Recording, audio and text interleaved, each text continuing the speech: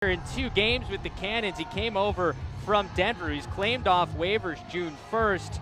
In his first 3 games with the Outlaws this season, 4 goals, 6 points. But when he was dropped and the Outlaws got some of those guys back from the NLL games, started getting some college guys in. Goal there for the Cannons. James Fahey, not unusual for him to score his 4th goal so far of the season in now 8 games. Yeah, it's nice when you have a threat like that with a long pole. Nice to make use of that. 4 goals is phenomenal. You want on your offense and the man up, a sharpshooter out of Hopkins. 3 goals now in 3 games so far in his Major League Lacrosse career. Was the 4th overall pick, but 41 goals at Hopkins in his senior season for the Blue Jays. Both trade blows, and a big face-off here to see if somebody can get an extra goal in transition towards the end of the quarter. Might try to push it forward. Nardella, last face-off, pushed it forward, was able to win. Let's see if he tries it again. Both sides locked down in the middle. Eventually, Fowler with a beat on it, picked up for the Cannons as Sankey went off for 9 points in the first game between these two earlier this season. So we're about set here for quarter number 2. Cannons with an early 7-6 lead after 1, and a scrum picked up there by the Hounds, and they'll get. And it seems like what you guys have done, and developed a nice partnership with Major League Lacrosse over the last couple of years. Oh, it's tremendous. It's great to be welcomed into a league that doesn't see concussions as a threat to the game. 45-second reading test. So you read numbers as fast as you can on a paper, and then it turns out you're slower than your own baseline when you're concussed 90% of the time. And everything you can't get anywhere else. MLL Monday on LSN. It's all Laccess. We'll certainly be talking about this game on MLL Monday as the Cannons are knotted up in a good one with the Hounds tied at 8.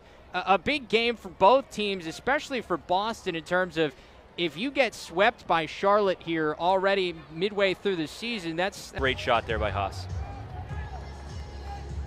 So back to that face-off battle between Nardella and Fowler. We've seen plenty of opportunities here in the transition game right off of the face-off so far in this opening half. Things are tied up in the middle, loose ball just as Cipriano came diving out, and skies for the score. Yeah, that's one of the best parts about this game is that you have that diving rule. In college, you're not allowed to dive. You can't cross that imaginary. That's just 1 goal. Will Manny for the Cannons shut out so far. So the guys that you thought might... When you're on the man up and they make the Cannons pay for that penalty. John Haas's third of the game, a hat trick here for the 2015 All-Star. As a battle for the loose ball at the face-off end, but it's a 2-goal swing as Boston ties things up at 10, and Nardella wins the face-off cleanly. Nardella wants it himself, and he scores! Coming bunches. And the Cannons have the lead at 11-10, and a big face-off if you're Charlotte, especially after the transition goals there for Boston. Fowler wins it back to himself, a loose ball. Nice check from Nardella, and it's right along the sideline.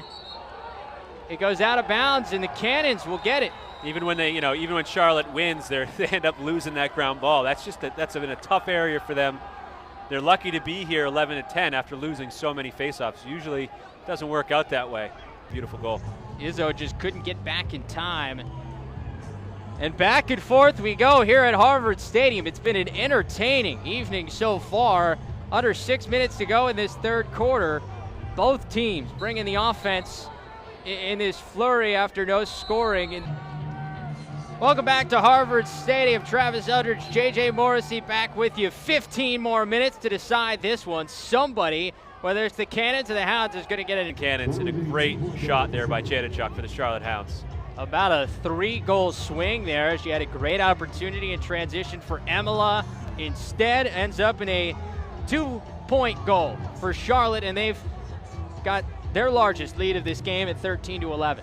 And it's only a 2-goal lead, but it seems like tonight that might be a tall task for the Cannons. Here comes Nardella in transition. 4th quarter, less than 3 minutes in. They've already put up 3 goals. You had the 2-pointer in transition from Chadichuk, and then McCallion, and they've got their largest lead of the evening at 3, up 14-11. And a big face-off if you're the Cannons. It's won by Brody Merrill. He wants it, and he buries it.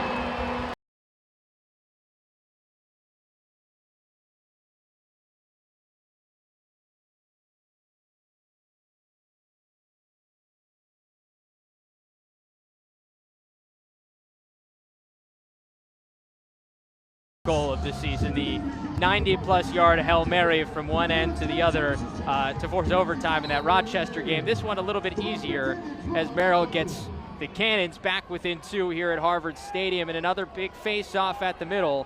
Once again, another scrum. Here we go. And once again, Merrill's got it.